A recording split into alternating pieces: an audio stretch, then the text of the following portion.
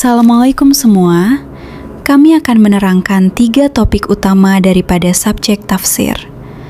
Ayuh mulakan.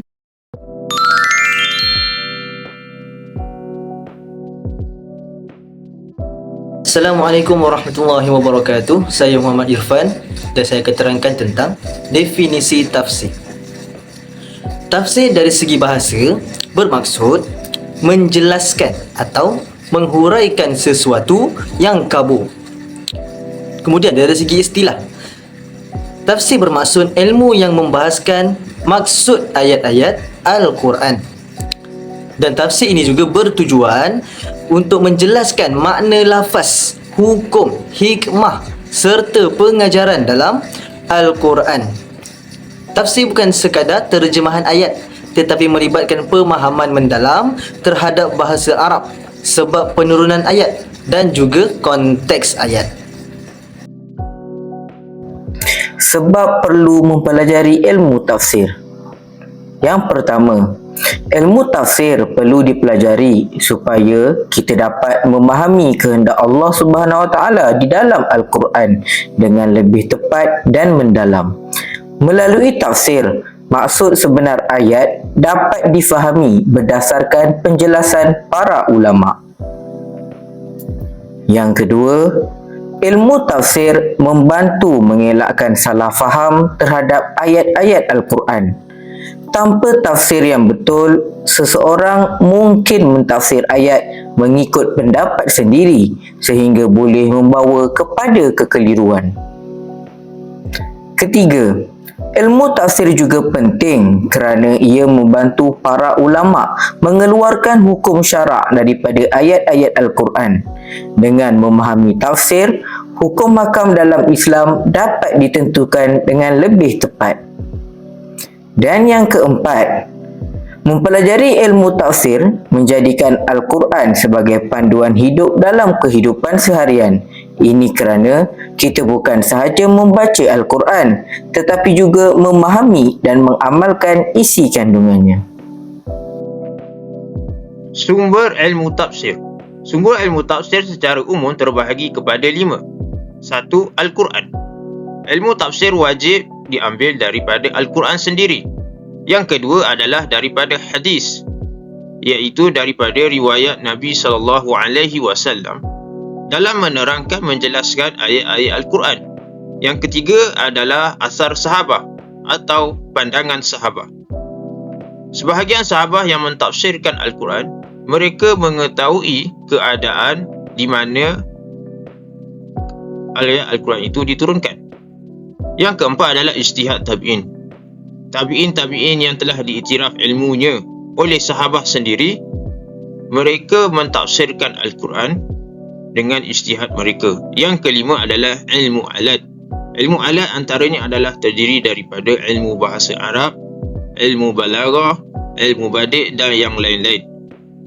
Sebahagian ulama tafsir menggunakan ilmu alat dalam mentafsirkan Al-Quran, yang mana penafsiran Al-Quran tersebut tidak diketahui daripada Al-Quran, hadis, asar sahabah dan juga ijtihad tabi'in.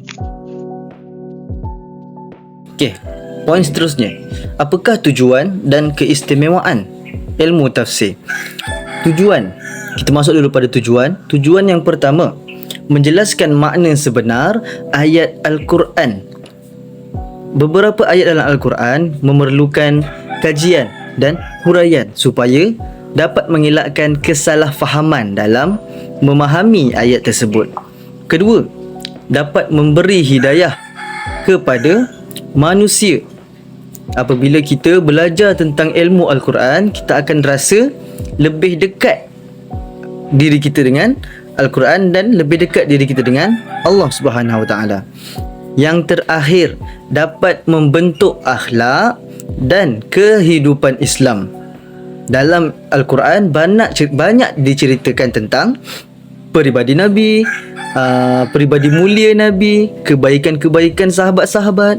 Maka tujuan belajar ilmu tafsir supaya dapat membentuk akhlak dalam diri kita sendiri.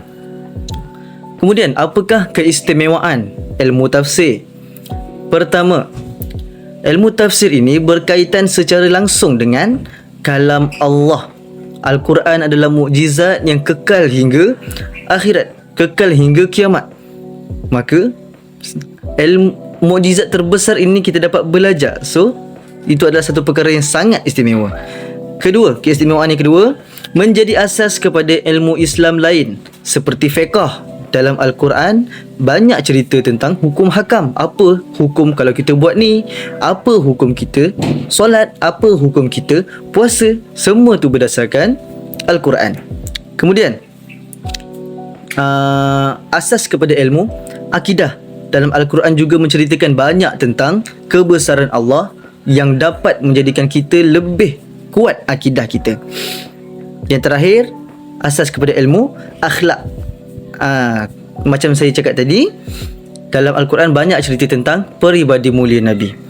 Yang terakhir, keistimewaan yang ketiga, menggabungkan ilmu nakli dan akli secara seimbang. Bukan sahaja kita baca ayat Al-Quran, kita perlu berfikir tentang ayat Al-Quran tersebut. Kita perlu berfikir untuk mentafsir, untuk memahami ayat Al-Quran supaya tidak bercanggah secara jauh dengan maksud sebenar ayat tersebut. Jadi ilmu tafsir kita perlu ada kemahiran membaca, kemahiran berfikir dengan mendalam.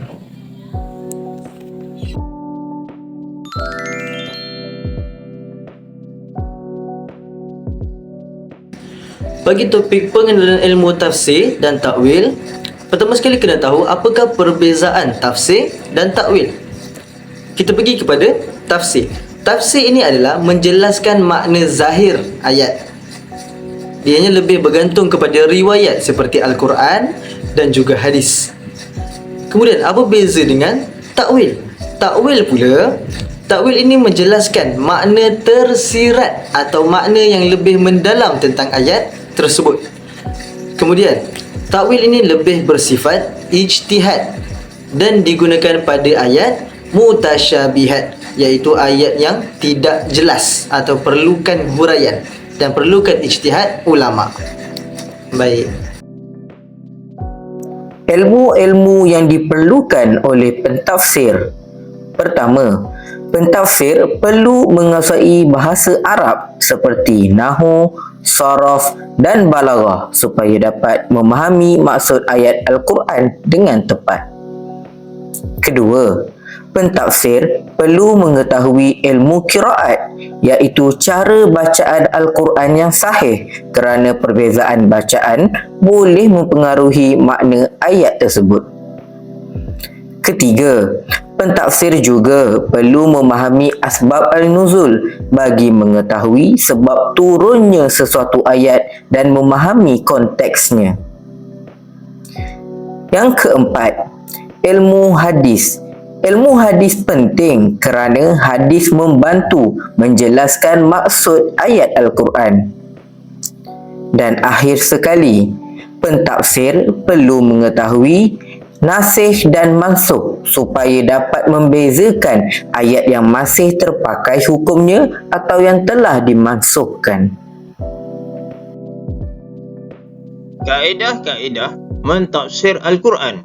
1. Dengan menggunakan Al-Quran. Mentafsir ayat Al-Quran dengan ayat Al-Quran yang lain seperti dengan melihat ayat yang sebelum dan selepasnya. Kedua, Al-Hadis. Mengambil riwayat daripada penjelasan Nabi Muhammad sallallahu alaihi wasallam mengenai sesuatu ayat Al-Quran. Kaedah yang ketiga adalah dengan menggunakan asar sahabat. Sebahagian sahabat ada yang mentafsirkan ayat Al-Quran.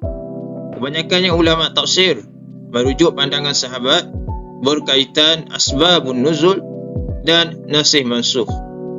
Seterusnya, pandangan mufassir tabi'in.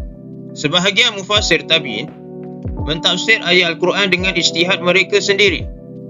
Mereka berijtihad jika tidak ditemukan riwayat yang jelas daripada Al-Quran, Al-Hadis dan juga guru mereka iaitu sahabat.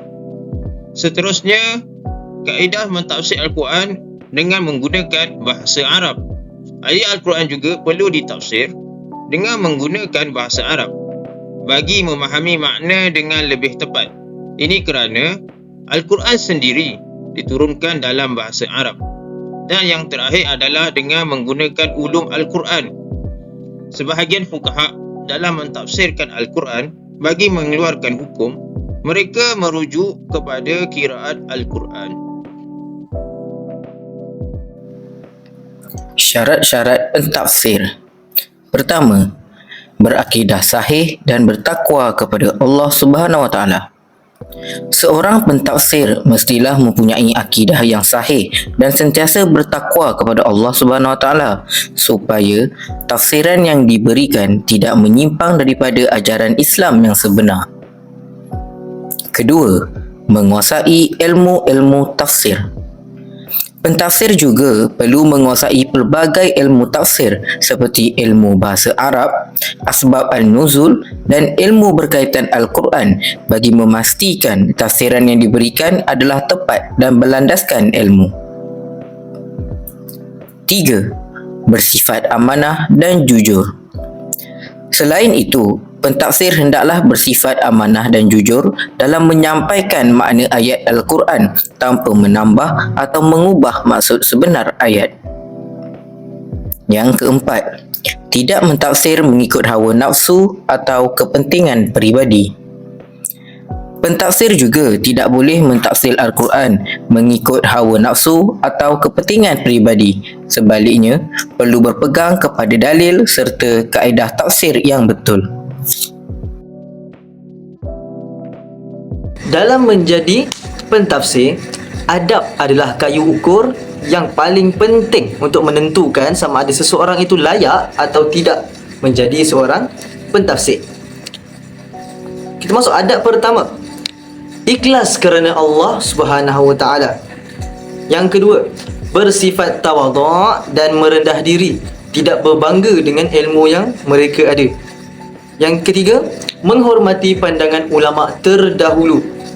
Apabila kita bincang tentang kajian, maka akan lahirnya pelbagai pendapat. Maka pentafsir yang bagus akan menghormati pandangan ulama yang terdahulu. Yang keempat, tidak mendakwa tafsir sendiri sebagai kebenaran mutlak. Maksudnya, dia tidaklah mengatakan bahawa tafsir sendiri sebagai satu-satunya jawapan dalam tafsir tersebut. Itulah maksud yang sebenar-benarnya. Tidak. Pentafsir yang bagus, dia tidak akan mengatakan begitu kerana dia akan menghormati pandangan ulama yang lain.